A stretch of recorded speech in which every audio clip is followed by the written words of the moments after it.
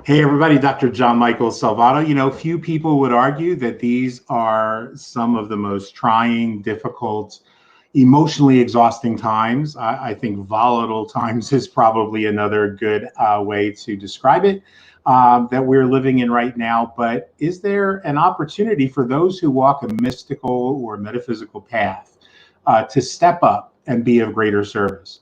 What would that look like? And have we seen something like this before? And what can we do to ensure that we're drinking as we pour, as my teacher would say, self-care for the practitioner, taking tech breaks, self-care and more when we come back.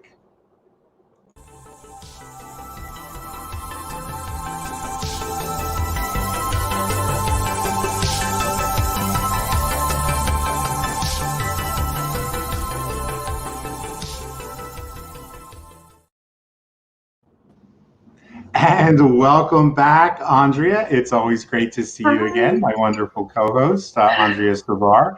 And today's special guest, we have so much to talk about. I just want to be able to jump in. I have to also remember to pull up the comments. Right off the bat, we're getting some positive feedback just from the intro.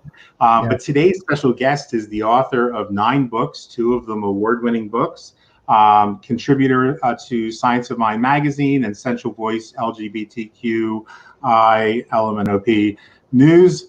Let me see, licensed mental health counselor, a doctorate in holistic theology, ministerial degree from religious science or the Centers for Spiritual Living, and a specialist in trauma and critical incident stress management, as well as addictions counseling and LGBTQI issues, as well as being a close friend, a gifted metaphysician, witch, and mystic, Dr. Drew Karanen. Terry, welcome back to the show, or to the new show. Welcome for the first time. Yeah, it's my first time at the new show, and I get to meet Andrea. Yes, I'm so excited to have you here. Thank you. It's great to be here. And I flipped into the live comments, and I already like Richard's comments. Richard from the intro right off the bat. Oh my God! We need to step up. There's so much spiritual bypassing. This is going to be a great show. But what I'd like to do, because some folks will have only seen you for the first time, Terry, on this show. Our group tripled in size, and our viewership tripled in size since you and I did our last interview on The Brew. So if you wouldn't mind, tell us a little bit about your background, a little bit about your spiritual path, how that came to be, and how you identify today. I liked the last show we did together because I was interviewing you, and that was so much easier. That was so much fun. That was great. I love turning the tables on you on that. I have a very eclectic background.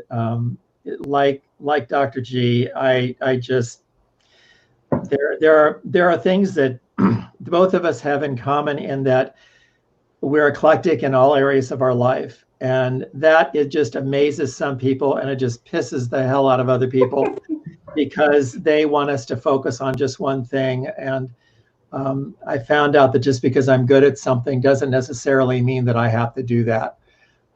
There's a lot of things that I used to do that I don't do anymore. I don't answer phones as a receptionist or an answering service operator either. So I can do that really well, but I don't do that anymore. So yeah, my life is going through a great deal of change right now. I'm moving into various forms of retirement, which means I get to rewire what I'm doing.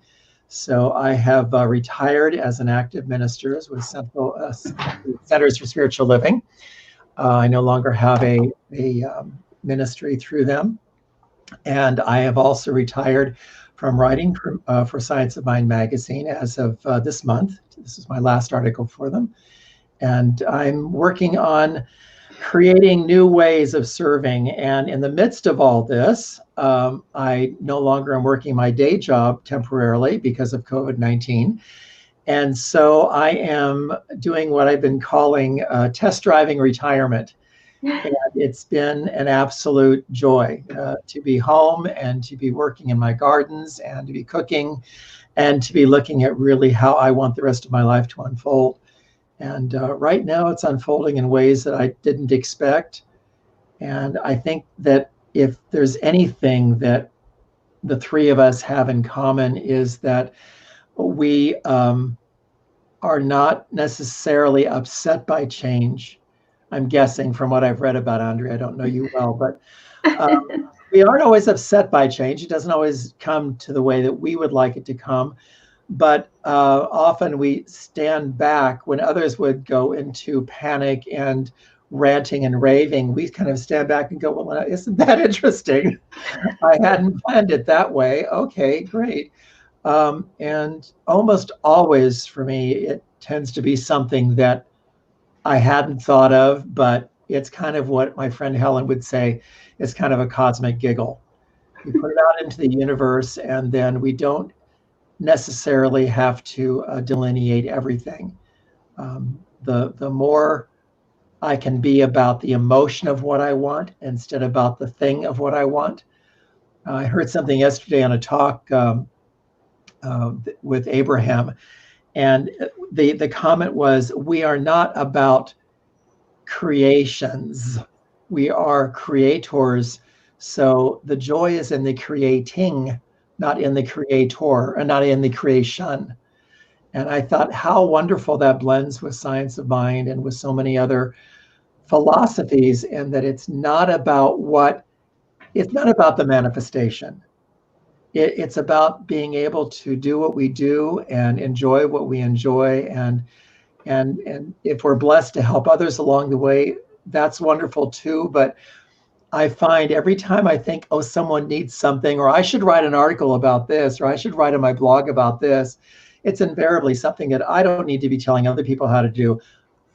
I need to do it myself. And when I got that together, or at least I'm starting to formulate it, and I've written a couple of blogs later, it's like, I don't know where this is going. This problem is coming up for me, and I'm going to spiritually vomit all over the screen. And if you want to comment, it's great. And it's the dialogue is wonderful. It's just, and don't you notice when you do that too, because we are so connected, all of us together, that invariably you'll have people all around you in your spheres saying, I'm going through the same thing. I needed to hear that today. I needed to see that particular thought put into words or spoken in a way that I hadn't heard before. And I feel like we're seeing this on so many different forms. Yeah, it's like with inventions. People say, well, if you have a good idea, you should really do it, because how often have we heard someone say, I've been thinking about that and they did it. And they just made millions of dollars, and that's really unfair because it's my idea. It's like, well, why the hell didn't you get out there and do something about it? Do it. Right? And you're so right, so right about what we're thinking other people want the help with, or want guidance on, or want support with. I do a number of memes and GIFs throughout the week. And I sometimes do them 6 months or a year in advance. And so I'm always surprised when somebody comments on it. It's like, oh yeah, that's really good. The story I love to tell is I used to write for a magazine that Religious Science International, one of the parts of what is now Centers for Spiritual Living. They had a little magazine called Creative Thought, and every day was a treatment about something. And I was about a year and a half into my ministry, and I was new and in the middle of nowhere, and I needed help, and I couldn't get a hold of my practitioner. And so I opened up Creative Thought magazine, and I did what I call the flop method. You just step through and you get to it, and that's the one that should be. So I read this treatment. I didn't even look at who wrote it. And I said, oh, this is wonderful. I need to call this practitioner or this minister and get an appointment with him or her, because this is wonderful. And I looked down at the name, and there it was. Terry Drew Karanen, Golden Triangle for Religious Science and Center for Positive Living in Pittsburgh, Pennsylvania. Okay, thanks so much. Another one of those cosmic giggles. It's, for me, it was the first tangible. I was so pissed off, but it was the first tangible evidence that I ever had that the answers we seek truly are within. And aren't we blessed to be able to help one another, stand by one another as we watch this healing take place from within the person that we're with, or ourselves. And I've always noticed too, and I don't know, I know Gianmichael and I have talked about this a lot. They're within, but they also manifest all around us in different ways. And for me, it's always been through plants I know, because you said you've been in the garden. When you're out there and you're seeing what's coming up and things that may never have come up before in your garden, and they're just popping up there saying hello. And when you take the time to really look at what's going on around you and take the time to think about what they represent, what as a global human symbol they may represent, it gives you more access to also what's going on within, and those connections get stronger. Oh, for sure. And I see that in the garden all the time. I am not, however, as gently motivated as apparently you are, Andrea, because what happens with me is no one usually gets hurt, but I usually need something louder. So my messages often come like skyrockets, and I get a lot of my stuff from billboards. And, driving down the turnpike, and bam, it's like, okay. I want to acknowledge real quickly Gregory saying that the positive energy coming from us is wonderful in this moment. Thank you, Gregory. I see that too. And I think that's a good segue into one of the things we want to talk about, because I think you could put any number of metaphysical practitioners, mystics, witches, what have you, in a room, and each of us is going to get those messages, but we're each going to get them in the ways that are appropriate to us. I mean, for me, the right songs always come on at the right moment. I'll see a quote in the most obscure of places that will either be confirmation or negation of something that I was thinking, a belief I was holding. It's been billboards, it's been seeing which plants show up in that moment. And then you're like, there's some work to do, some clearing work to do, or some healing work to do, or some igniting of the fires. And so today we want to talk about, a couple things. We want to talk about this moment that we're in, where we have this intersection of a health crisis and a financial crisis and a social justice crisis, and what that looks like in the postmodern world. And I think probably one of the best places to start would be just my reflection on that is when we look at the history of practitioners of magic in all its forms, whether that's metaphysics, New Thought, mysticism, Christopaganism, mainstream paganism, we look at a history of people who have lived on the outskirts, on the hedges, if you will, of society, who step up in times of crisis, whether that is somebody getting sick, whether that's a plague, somebody getting ready to give birth, which can be frightening, somebody getting ready to die, which can be frightening. But it's been our people who traditionally have stepped in. And for Andrea and I, coming from the Italian hereditary tradition, it's literally been all that our people did. It was what they came to be known as, but they never used the word witch. They never used the word strega or stregomago. We were just the ones that you went to do what we would call fallo santucci, to do the little holy thing. And or ask you questions like how many people come to us with these, I have this really weird question, but I know it'll be okay to ask you. Right? I never know how to take that. Right? I'm like, she called me the other day. Yeah. But what are you guys' thoughts about this moment that we're in? It just feels to me like almost a renaissance for us, that we've gone through that period. Andrea and I talked about this privately last week, where it may have been useful to society as a whole and to our community, with the capital C community, to the beloved community, if you will, to go through these initiatory type of experiences in magic with covens and ritual magic and Lee press-on dress-up magic and things like that, celebrations of the seasons.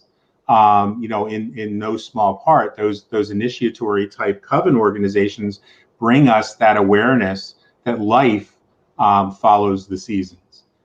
And I wonder if, where we are today isn't a place where we take that next step beyond that, where we're being called to step outside literally the circle, to step outside the world of Buffy and The Craft and Sabrina and P.S. I love all of those shows, but I love them because they're escapes from reality. They're not my reality.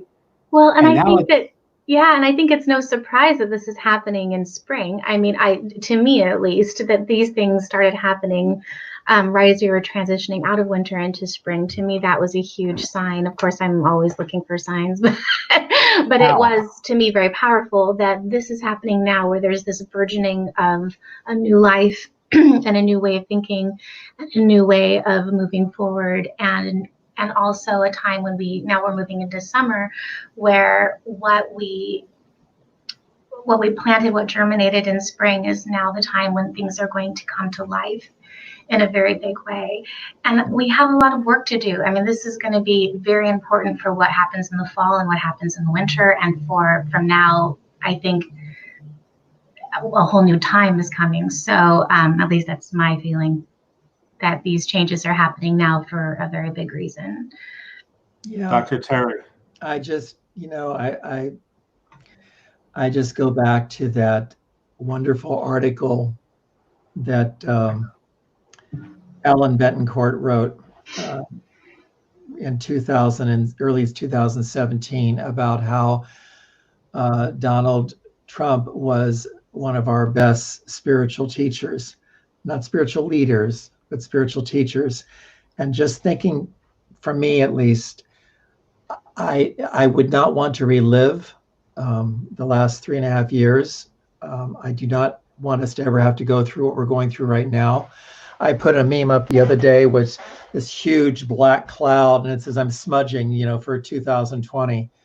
That's what it feels like sometimes. But where we are right now is so maddening and so easy to get angry about for all the right reasons. And everything that's led up to this year and what's happening right now, it isn't just happening right now. It's been happening for centuries. And we are privileged to be able to do what we can to help people move through this. I have been so reticent about writing anything about Black Lives Matter because I do not know what it's like to grow up as a Black man in this country.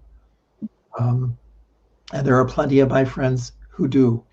Mm-hmm. And I would rather let them talk, because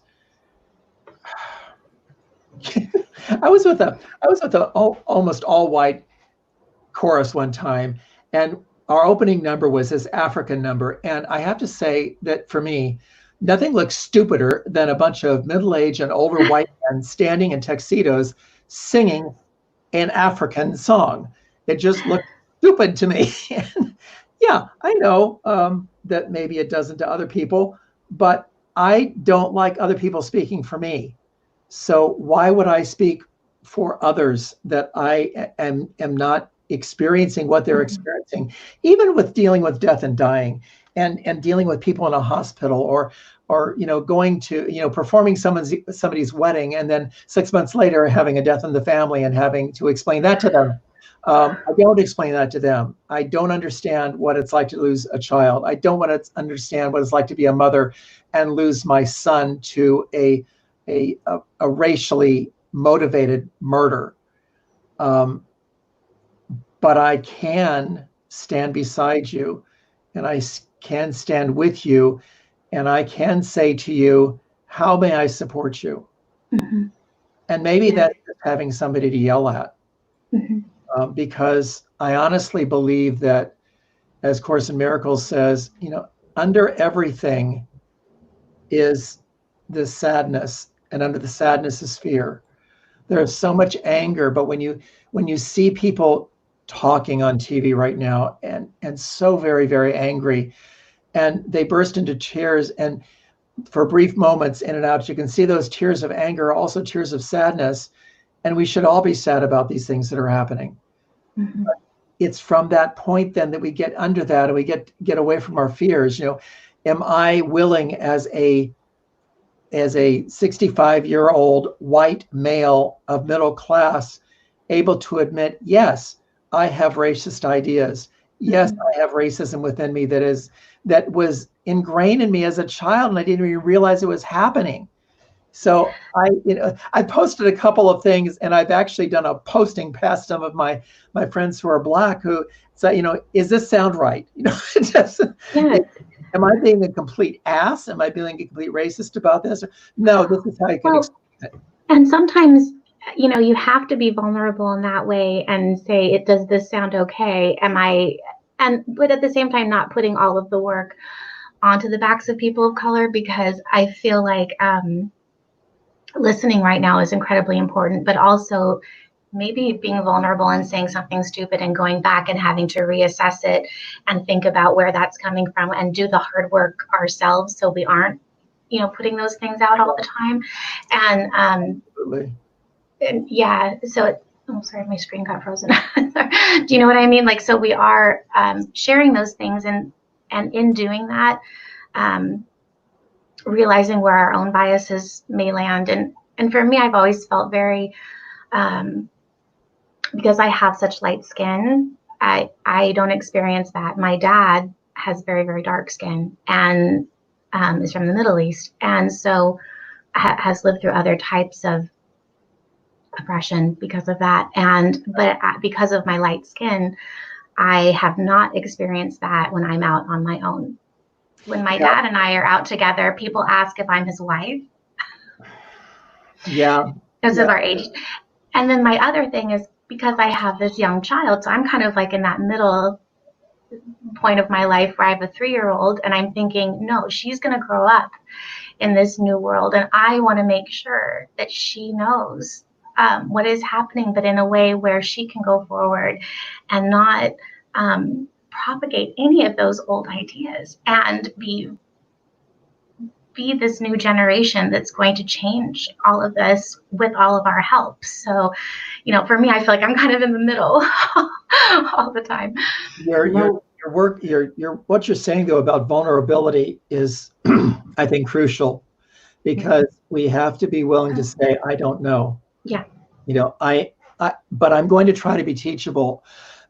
One of the most scary and wonderful weekends I had was working with a coworker who was a Black woman who was just beginning her master's degree as a social worker as I was finishing mine.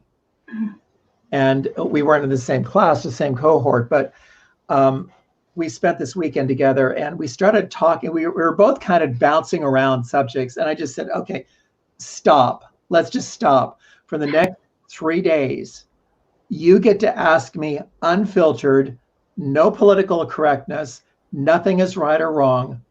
You get to ask me everything about gay men that you've ever wanted to.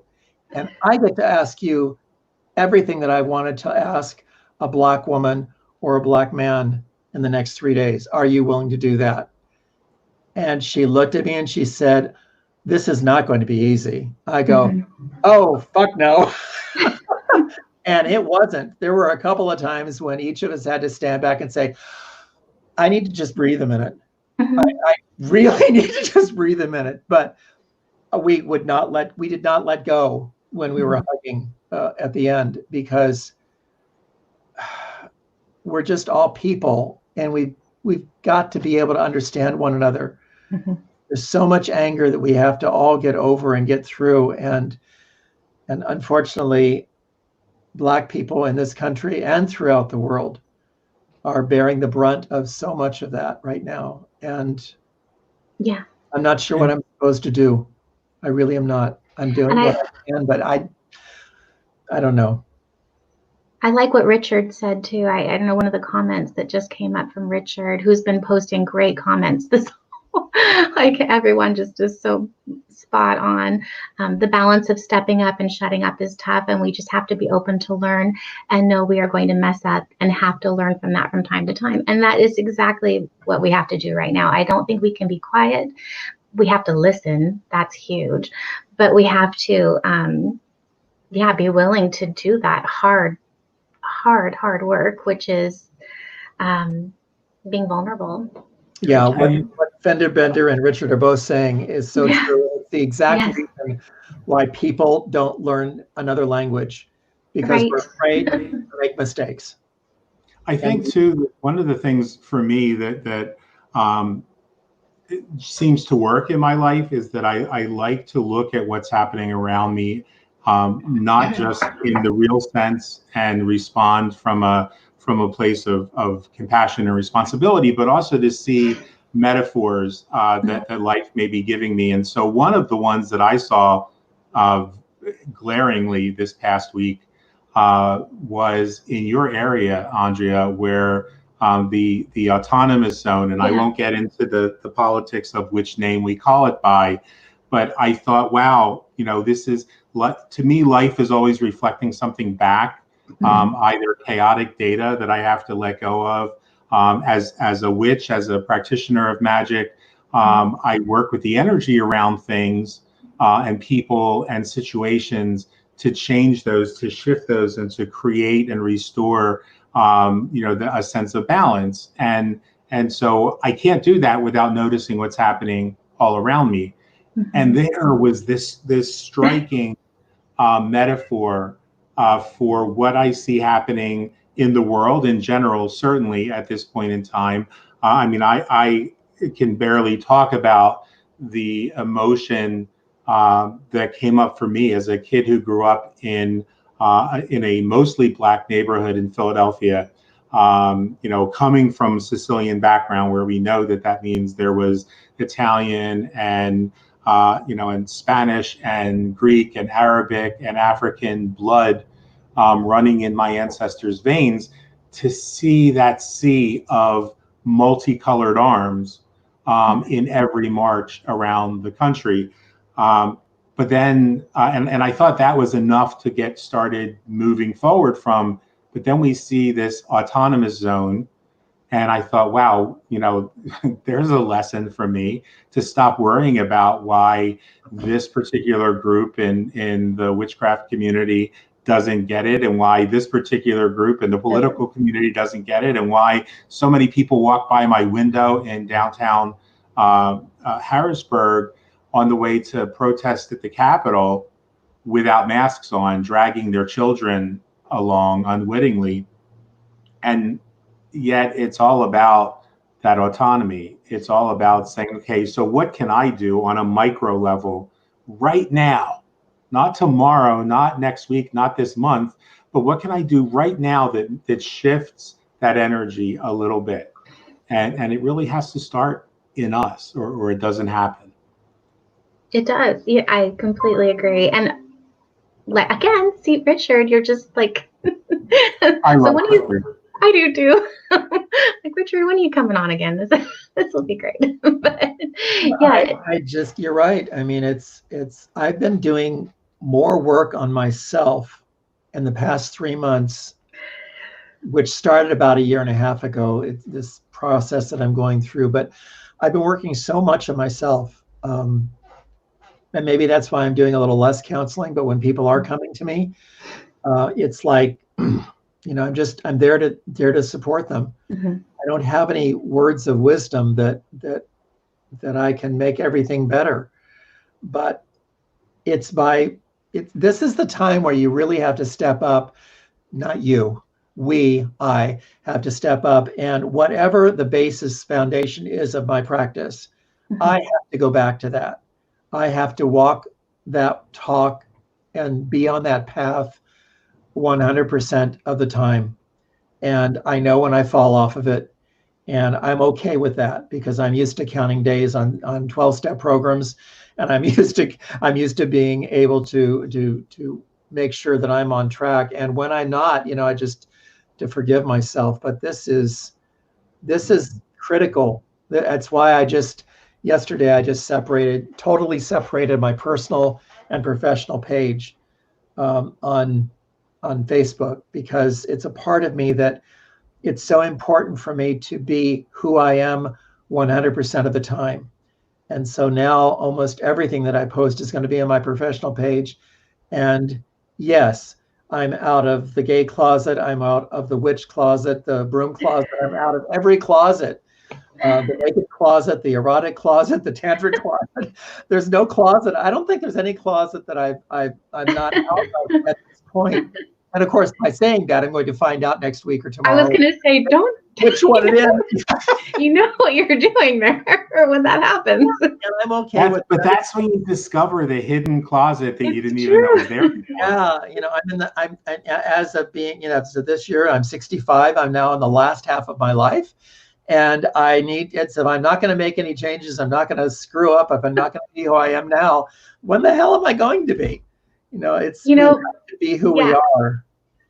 And I think everybody is feeling that on a really that is something that keeps coming to me from people around me. It has been this idea that they've gotten this moment of time to really look deeper at what they want to do and who they want to be with whatever time they have left. And part of that has been harder for some than for others. Like you mentioned earlier on in the show, Terry, about how changes don't necessarily, or shifts in life, maybe we kind of roll with it maybe a little better than some. And I feel like part of that is just, my husband and I were talking about that actually a few weeks ago, that because of some of the things we've been through in our lives, we have been able to shift with this particular time with our business and with, family structure.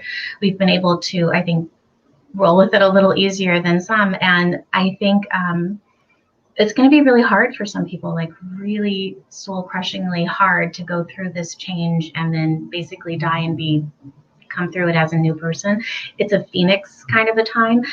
But then some of us who have done a lot of this work already, we're the ones who are here to be like that cord that they can hang on to, and we can help them kind of come out of that. And I know Richard had mentioned earlier too in one of the comments about spiritual bypassing happening right now, which a lot of people are being, and I know Gianmichael has mentioned this, it's like the silence is deafening, but it's not the silence in like I'm listening away. It's the silence of pushing back and not wanting to join in. The ostrich silence. Yeah, exactly. And I think we're definitely being called to be the ones to help people through this time and find that core connection that they've had to source all along, but maybe have lost, or that just wasn't represented anymore in whatever ways it had been previously, because things are shifting so quickly. Yeah. What you're saying on the comments about, the shadow work, it's always like, I'll hear someone say something like, my car broke down and I got a ticket and everything. I'm just going through the dark night of the soul, and I go, oh, precious. You have no idea. It's like, it is for that person that the Southern expression, bless your heart, was made. Yeah, that's exactly. It's like I'm so careful. I wrote about this a couple months ago, and I got some really bad flashback.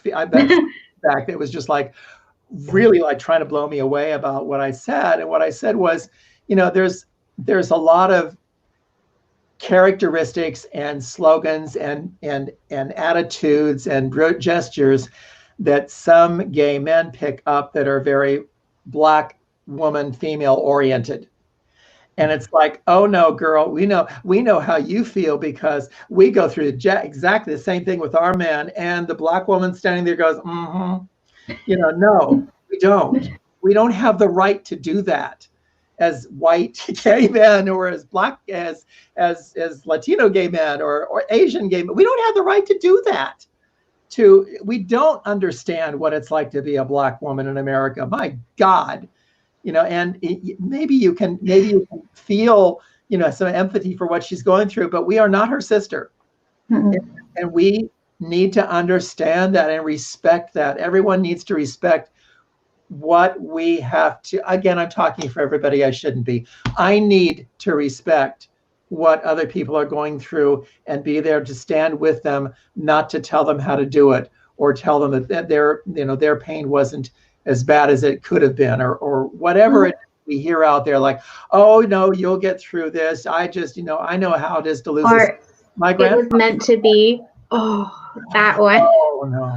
Well, I'm going to weigh in because I love where these conversations go. I'm going to say two things. One, Richard, whether you know it or not, your last comment about breaking down and building up is going to be the topic of a show that we'll have you on in a few weeks. So I will be in touch because you are a favorite friend of the show. And I think that your message, your insights just are always so amazing, and that's what this show is about, is bringing together these conversations, not as much interviewing as the old show was, but really just having these conversations. And so, Terry, you opened up a wonderful, I think, can of worms that just opened up for me actually yesterday, when somebody really got on me about the use of some of the expressions that, whether it's because I formerly performed in drag, whether it's because of the neighborhood that I grew up in, whether it's because of the gay guys that I hang out with, I don't know. But some of these phrases, someone who doesn't know me well said, well, that's cultural appropriation. And I think that it was an interesting conversation because one of my friends who I've known since I was 16, who's like almost like a second mom to me, an amazing African-American woman, felt compelled to jump into this conversation unnecessarily and say, I've known him since he was a little boy, and you have to understand his inner child was a Black girl. And and so she's now a 57-year-old angry Black woman. And I laughed. But I think there's a difference, because I don't think that the person was wrong that these expressions can be appropriation. I think that we're at a point where we have to deal with those difficult questions. And so language is dynamic. Language evolves. I mean, the person that was berating me said in the same sentence, for example, the word on fleek came from the Black community. Well, actually, it came from William Shakespeare, and the Black community adopted it, and then it became a part of the Black culture, and now it's in mainstream culture. So yes, some things like "girl, you in danger" might make its way into our culture, but that doesn't mean that just because it's in our culture that we're not culturally appropriating. So we have to really look and say, is this response at this time appropriate? I said earlier that African blood runs in my veins because of being Sicilian, and even on the other side in southern Italy, Napolitan, which is the kingdom of Sicily. So that blood still runs in my veins. That will never. And there was a time in my life when I thought, maybe that was why we grew up in a Black neighborhood. Maybe that was why, even on my mom's side of the family that are not Italian, my grandfather ran one of the first speakeasies in Pittsburgh, in Rankin, where Nat King Cole was the first place that Nat King Cole could perform in Pennsylvania that was not a Black club. Maybe that's why that happened in my life. Because those are my people. My youngest brother and I identify much more with Black culture than we do white culture. But that'll never make us Black. That'll never mean that we understand anything that a Black person goes through. And so I think these are the tough questions that we have to that we have to deal with, and we have to struggle with, and we have to know, as somebody else said earlier, when it's time to shut up, and when it's time.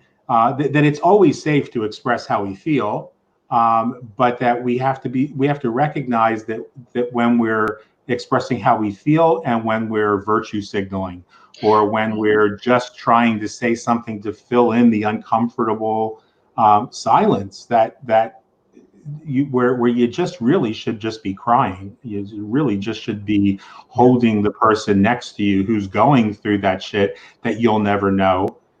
And also dealing with what for me I think is probably the most uncomfortable, as somebody that I was intimate with.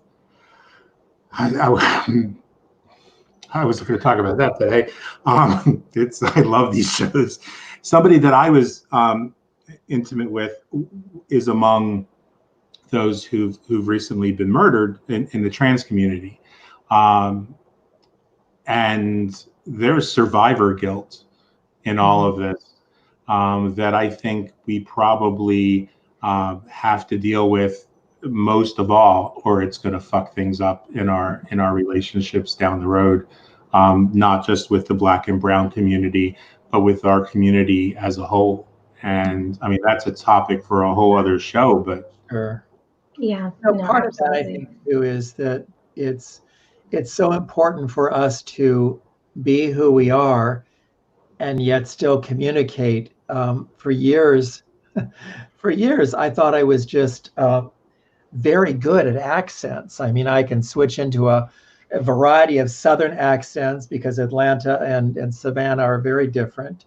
But various other accents like Jewish or New York, or I'll start speaking Spanish and English at the same time. And I said, I guess it's just because I'm a singer. I guess I just understand, sounds and stuff. And a friend of mine who is also a social worker takes a he says, it has nothing to do with that. It's just that you're really insecure about yourself and you're trying to fit in with fucking everybody. Okay, fine.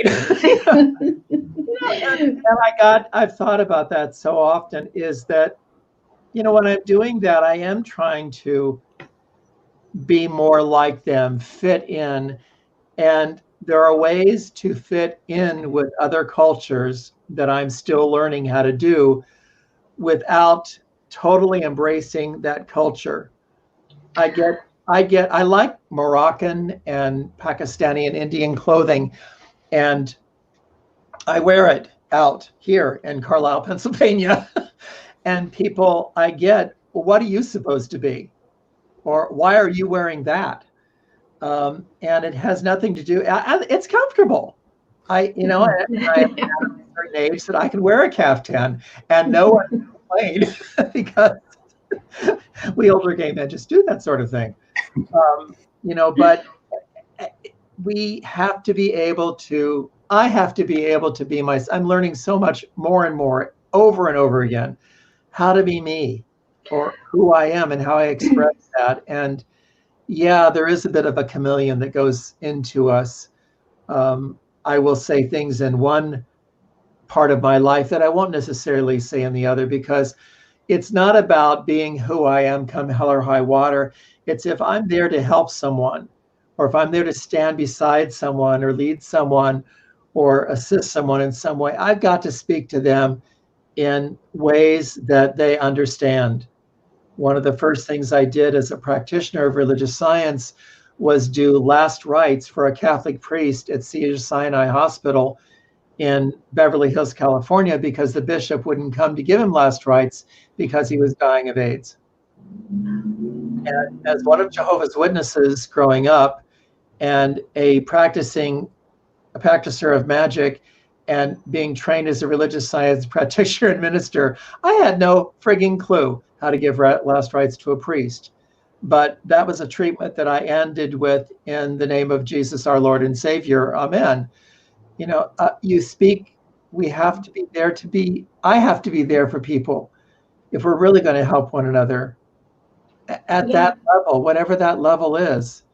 I don't know how to serve, so I have to ask the person I'm with how I need them to serve. Exactly. Yeah, I think that's what and I want to get to Gregory's comment too, because it's so important to all of this, is that I think it's okay to cocoon and to be able to take breaks. I think it's essential to be able to get through this particular moment in time and all that's going to come, because I feel like in order for us to be able to serve other people and to have that connection with other people, you absolutely have to take care of yourself and make sure that you are in a space to be able to do that. And pushing yourself to the brink of just, exhaustion and breaking isn't going to serve anyone.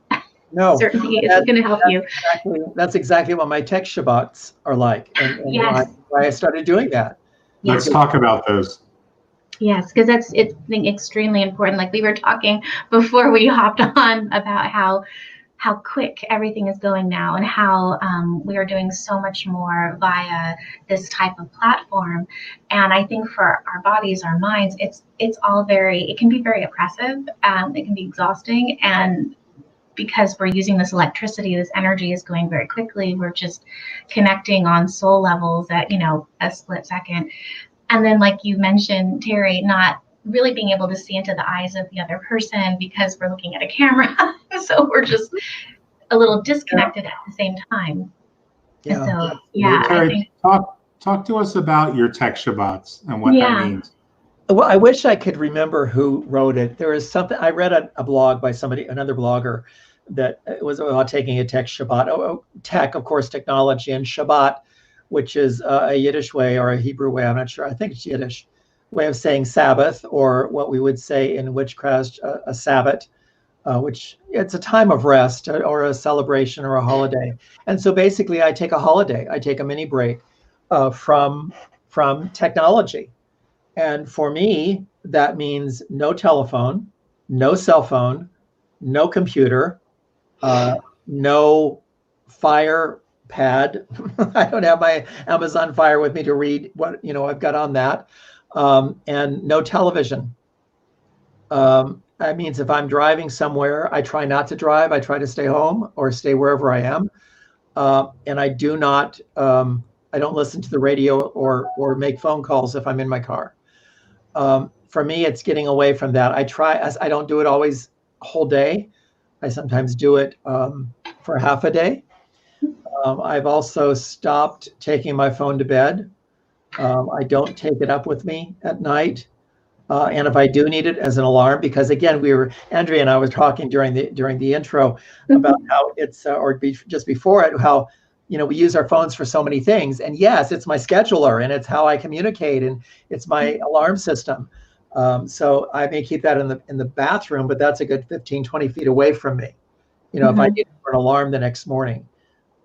But it's really been interesting, because you have to, if you're going to do that, what you're going to need to do is to stop back and really look at your day and look at, how do I do my day? And no, you're not going to be able to use your interval app timer on your cell phone to time your 15-minute transcendental meditation period. You're going to have to figure out 15 minutes for yourself. And you're not going to be able to call people. So, I mean, I put an out of office. I do also do out of office, because people schedule time with me online. And so I put out of office messages on my emails that I am gone from this point to this point. I thank you for trying to keep in touch. I appreciate you trying to keep the communication open. And this is time that I am taking. I will get back to you on Monday. Or I will get back to you whenever I'm coming back. And that's so important. It's so important on so many levels. And I love this comment from Fender, the whole idea that all this work, the inner work that we're doing, is actually affecting the collective healing. And this is huge. I think all the things that we're doing here, it reflects what's going to be happening around us, and vice versa. So yeah, and also for the tech breaks, for me, being in the garden, being just in a place where things slow down considerably, and you're moving your body in ways that, if you're just sitting in front of a screen all day long, your body is just, it's so sore, it's so stiff, it's confined. And getting outside and just walking, or, pulling up weeds, whatever it is that you're going to be doing, is just such a huge way of breaking up all of those energies that just get stuck, and everything just feels heavy. Yeah. So for me, and it allow those people that matter most in our lives, I think, to connect with us a little more deeply, even when they're, like Andrea and I several times during the week may say to one another, I'm in such and such a place, and I'm going to be doing this kind of work. And that means for us that because of the kind of work that we're doing, we need to completely be disconnected from anything electronic. for a space of time. And that allows us to hold space for the other person. And then I would suggest to those that are watching, if you want to find it, if you're afraid you can't take a tech holiday for an entire day, one of the best things that I ever learned to do a couple years ago was that I only check my email twice a day, at two specific times a day. Nothing is that important that you have to check it multiple times. I don't have an email app on my phone. I don't have a Facebook app on my phone or Facebook Messenger on my phone. So unless I'm within earshot of the different sounds, the different devices or different apps make at my desk, I'm not going to get back to you within 3 or 4 minutes. And that takes some folks a little bit of time to get used to. A lot of people are used to everybody dropping everything because they got a text. When I'm trying right now to do the same thing with my texts, somebody was blowing up my phone during this show. Everybody who knows me in my life knows that I'm not available during this time. So unless it's an emergency, and that takes a glance to the phone, if it's not one of 3 or 4 people, it's not an emergency, and I will get back to them at 4 o'clock this afternoon. And if it was something that was much more urgent and you missed the client or you missed the gig, you missed the job, then that's okay. Then somebody else got it. And so now I'm circulating that wealth and recognizing that the source of that wealth, circulates through me and all around me. And I'm more than happy to share that with the people around me. I want to thank you guys so much. We're at the end of our hour. I want to give Terry an opportunity to kind of close us out a little bit with anything that he wants to share. Andrea, I just adore you. What you bring to the table, and I think that I'm really grateful that we're doing a show that has gone in a completely different direction from the brew, but is really hitting. And by the way, I expect lots of love in the comments for our new logo that woke me up in the middle of the night to have to come design. It just excites me so much that I feel like the timing is everything in this work that we're doing. And so for as long as this journey lasts, thank you. And Terry, my brother, although I really would love to see you in person, this friggin' lockdown has been insane. To have people that are in your own neighborhood and you just can't even connect with them. And I'm seeing downtown, we all know that in general, men as a species have difficulty with knowing the difference between 5 inches and 8 inches, and so the difference between 6 feet and 4 feet or 3 feet doesn't surprise me. But these tables downtown are like a little less than 3 feet apart. Nobody has a mask on. People are yelling across the yard across 2nd Street to everyone else.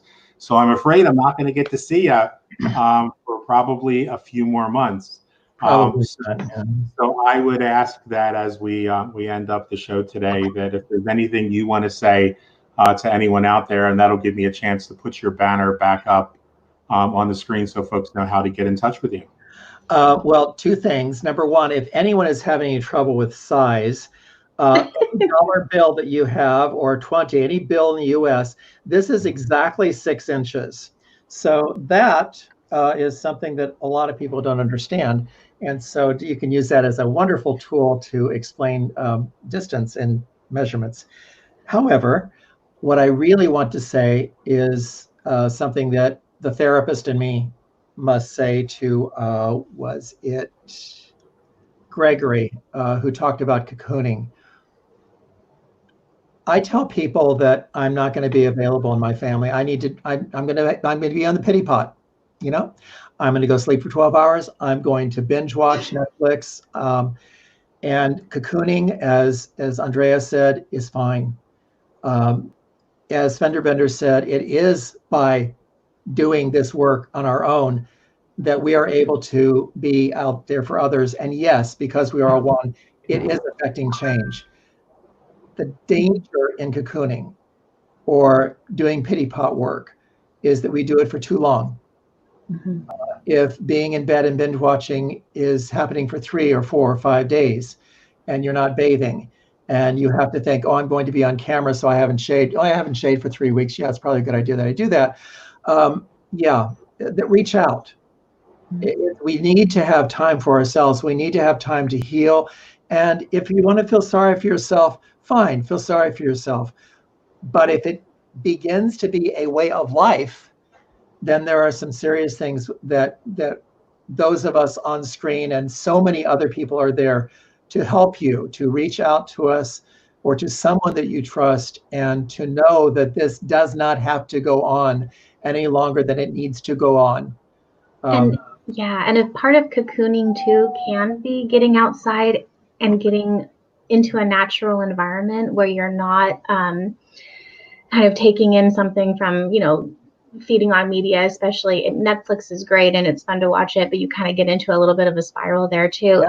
If you can get into spaces that have trees, that have plants, that have water, that have anything around you that kind of slows everything down, actually, because I think like Netflix and stuff speeds it all up again and it starts to get a little swirly, at least for me. And just having those places where you can just sit and breathe in a very real way. I think that's a great part of cocooning, if you will. Yes. And I remember what Ernest Holmes said, which is where I'll close, is that he said, we do not believe that there aren't problems. We just deny their necessity to continue. Mm-hmm. Right on.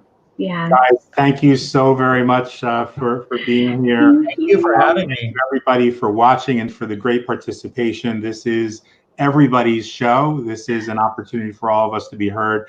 We hope that you'll join us again next week. And as we close out, I would love to continue a little bit longer, but I have a class to teach immediately after this. So I will say, as we do at the end of every broadcast, to encourage you to stay in the moment, to be grateful for everything that you've got, because that gratitude opens the door to the abundance that's waiting for you, to the healing that's waiting for you, to the realizations and opportunities that are waiting for you. And as one of my favorite teachers used to always say at the end of every one of his classes, always remember the best is yet to come. We'll talk to you guys soon. Love you, Terry. Love you, Andrea. Love you guys that are watching. And we'll talk to you all very soon.